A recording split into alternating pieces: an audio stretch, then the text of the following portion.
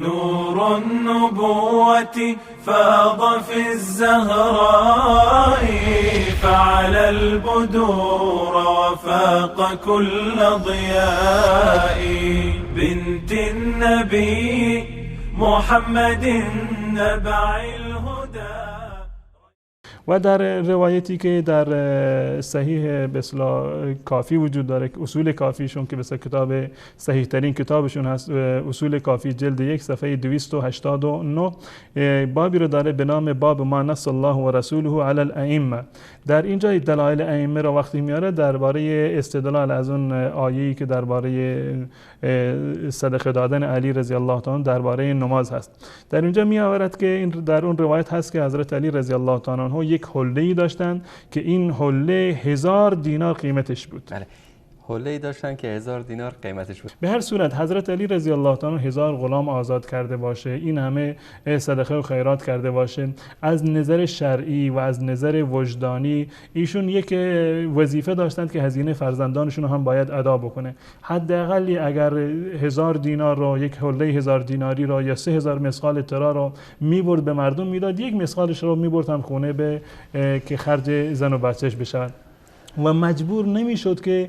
دستش رو برود پیش کسی دیگر دراز بکند که بیاید به من قرض بدید که من برای خرج خونه خودم ماندم. و قطعا ما میدونیم حضرت علی رضی الله تعالی عنه عزت نفسش، کرامتش، عزت و شرفش بسیار بالاتر از این هست که برود یعنی سوال بکند از کسی دیگر، اما مجبور شد که برود طلب حداقلش این هست که طلب قرض بکند، اونم پیش یک فرد یهودی. و روایتی رو که من دیدم در اصول در بحار الانوار که از کتاب‌های دیگری اینو نقل کرده، واقعا برای من زننده بود و به دیدگاه و از نظر من بزرگترین اهانت به حضرت علی و به حضرت فاطمه زهرا هست که گرچه اونها این روایت را آوردند که فضیلت و معجزه حضرت زهرا رضی الله تعالی عنها رو روایت بکنند، یعنی از یک طرف میخواند که بگن این فضیلت و این کرامت و معجزه زهرا بوده و نادانسته یا دانسته و مثل یک دشمن زیرک خواستن به حضرت فاطمه زهرا و حضرت علی رضی الله تعالی عنهم بزرگترین اهانت را بکنند. این روایت در کتاب بحار الانوار جلد 43 این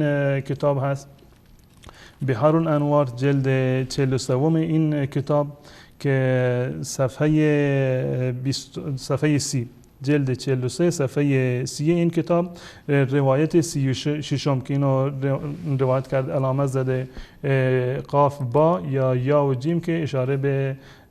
در واقع خرایج هست و همچنین فکر کنم مناقب، کتاب مناقب ابن شهرنشین صفحه 30 از این کتاب. صفحه 30 در اینجا روایت داره که میگه روی ان علی استقرض من یهودی شعیرا، حضرت علی رضی الله تعالی عنه رفت از یک یهودی گندمی رو قرض گرفت، استقرض چه جوی رو قرض گرفت. روی ان علی استقرض من یهودی شعیرا فاسترهنه شیئا، یهودی هم در مقابل گفت من اینجوری قرض بهت نمیدم، باید یک چیزی رو پیش من رهن بگذاری. حضرت علی رضی الله تعالی رفت که یک چیزی رو قرض بگیره از یک یهودی که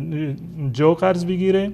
و یهودی هم در برابرش گفت که من بهت جو نمیدم و بهت قرض نمیدم مگر این که در مقابل یک چیز رو برای من رهن بگذارید. فدفع الیه ملاءة فاطمه رهنا، حضرت علی رضی الله تعالی عنه ملاءه فاطمه رو رهن گذاشت. این ملاءه الان چی هست من توضیح نمیدم، فقط توضیح آقای مجلسی رو در آخر برای شما عرض میکنم که حضرت علی ملاءه فاطمه رو رفتند و رهن گذاشتند پیش یک فرد یهودی در مقابل چند کیلو یا چند وسق در واقع جو. و کانت من الصوف، این ملاءه از صوف بود، یک لباسی هست این لباس از صوف بود. فادخلها الیهودی الی دار، یهودی رو برد در خونش و در یک اتاقی گذاشت و وضعها فی بیت، در یک اتاقی در خونش اینو گذاشت. فلما کانت اللیله، اینجا میخوان یک فضیلتی رو که دروغ هست، حضرت فاطمه زهرا رضی الله تعالی نیازی به این دروغ های شما نداشته، کرامتی رو که الله متعال به حضرت فاطمه زهرا رضی الله تعالی عنها داده، فضایلی رو که به ایشان داده فراتر از این هست که کسی بیاد درباره ایشان اینطوری دروغ‌هایی رو و افتراهایی رو ببندند که در مقابل یک نوع طعنه‌ای باشد در عرض و آبرو و حیثیت و شرف این بزرگواران.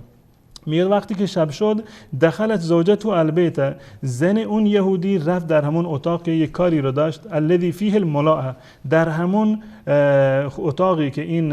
لباس فاطمه زهرا اونجا بود، رفت به شغل، فرأت نورا ساطعا فی البیت اضاء به کله، دید که یک نوری از این اتاق بلند شده که تمام اون اتاق روشن کرده، اضاء به کله. فانصرفت الى زوجها، برگشت رفت پیش شوهرش، فاخبرته بانها رأت فی ذلك البیت ضوءا عظیما، رفت به شوهرش گفت من در این اتاق یک نور بسیار بزرگی رو دیدم، یک چیز خیلی عجیبی است. فتعجب الیهودی، و یهودی هم به اصطلاح زوجها که شوهر اون زن که همون یهودی بود تعجب کرد. و قد نسی ان فی بیته ملاءه فاطمه، فراموش کرده بود که لباس فاطمه رو اینجا آورده در اون اتاق گذاشته. فنهض مسرعا، با شتابان بلند شد و دخل البیت فاذا ضیاء الملاءه ینشر شعاعها كانه یشتعل من بدر منیر یلمع من قریب. وقتی رفت اونجا نگاه کرد دید که شعله های نور از این بالا زده، مثل یک بدر منیری که خیلی نزدیک باشه، یک ماه درخشانی که خیلی نزدیک باشه و بدرخشد، نور از اون بتراود، این گونه هست. فتعجب من ذلك، پس خیلی تعجب کرد از این که فانعم النظر فی موضع الملاءه، دقیقاً خیره شد به اونجا این نور از کجا هست و چه چیزی هست که نور میداد. فی موضع الملاءه فعلم ان ذلك النور من ملاءه فاطمه، تازه متوجه شد که این ملاءه فاطمه هست، لباس فاطمه زهرا هست که این آورده در اینجا گذاشته. فخرج الیهودی یعدو الی اقربائه، این یهودی رفت دوان رفت پیش خویشاوندانش و زنش، هر دوتا رفتن تعدو الی اقربائها، زنش رفت دنبال خویشاوندان خودش، اون مردم رفت دنبال خویشاوندان خودش. فاجتمع 80 من الیهود، 80 نفر یهودی اومدن برای تماشای این منظره و در اون خونه. فرأوا ذلك فاسلموا كلهم، وقتی که اینو دیدن همه در اونجا چیکار شدن؟ مسلمان شدن. الان این یک کرامتی میخواد ثابت بکنه برای فاطمه زهرا که لباس ایشون رو بردند به در اون خونه، در شب مثل نور میدرخشید و 80 یهودی در اونجا آمدند و مسلمان شدند. من این نقطه که در اینجا هست و در ادامهش اگر کتاب نمایش بدید نوشته بیان، یعنی توضیحاتی که آقای مجلسی آورده. بعد از این که این به اصطلاح نقل قول میکند از کتابهایی که از کتاب مناقب و کتاب خرایج، وقتی که اینو نقل میکند هیچ گونه تعلیقی نداده. به قول آقای قزوینی وقتی که یک عالم یک چیزی رو بیارد و رد نکند معنی این هست که قبول کرده. به هر صورت اینو در کتاب خودش آورده و اینو توضیح داده، کلمات مشکلی که در این روایت هست اینها رو توضیح داده بدون این که هیچ گونه تعلیقی رو بزنند. اگر واقعا تعلیقی هم نمیداد، توضیح اینو نمیداد، باز بهتر بود، اما الان که توضیحش داده بدترش کرده. میگه بیان الملاءه بالضم والمد، ملاءه که با ضم هست، با ضم میم هست، و المد و با مد دارد، ملاء الازار و الریتا، این در واقع میگن ازار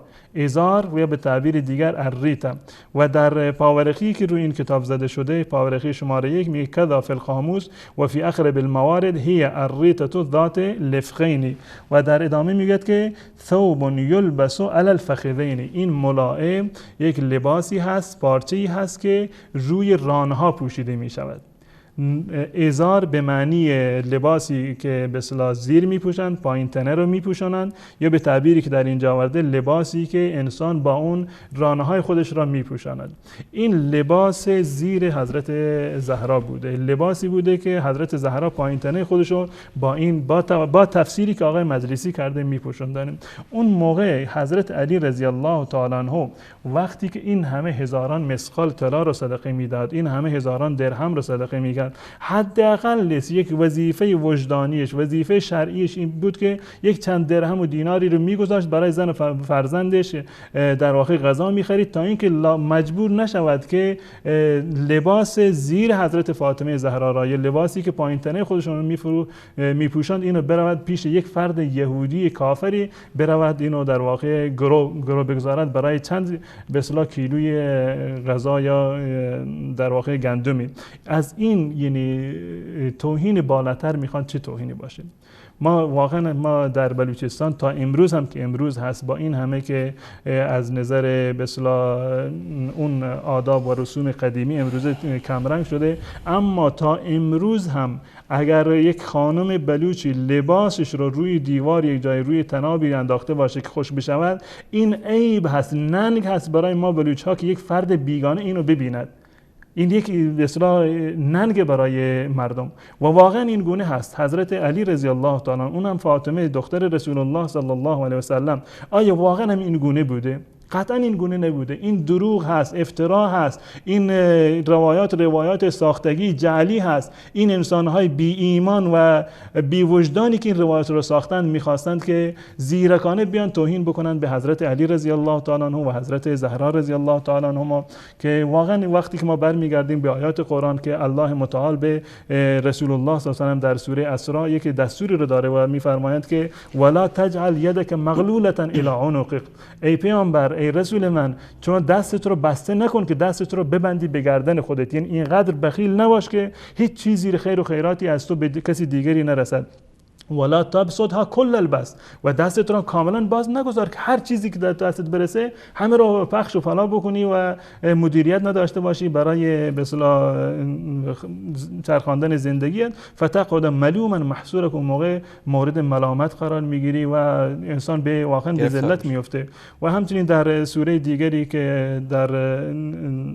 حضرت باسم الله متعال میفرماید که والذین اذا انفقوا لم یسرفوا، در سوره فرقان والذین اذا انفقوا لم یسرفوا، عباد الرحمن اون کسانی هستند که وقتی که خرج میکنند و هزینه میکنند لم یسرفوا، اسراف نمیکنند، تبذیر نمیکنند، بیش از حد خرج نمیکنند، ولم یقتروا، و خیلی تنگ هم نمیگیرند، زندگی رو بر خودشون خیلی سخت هم نمیگیرند، و کان بین ذلک قواما، زندگیشون میانه هست، اقتصاد دارند و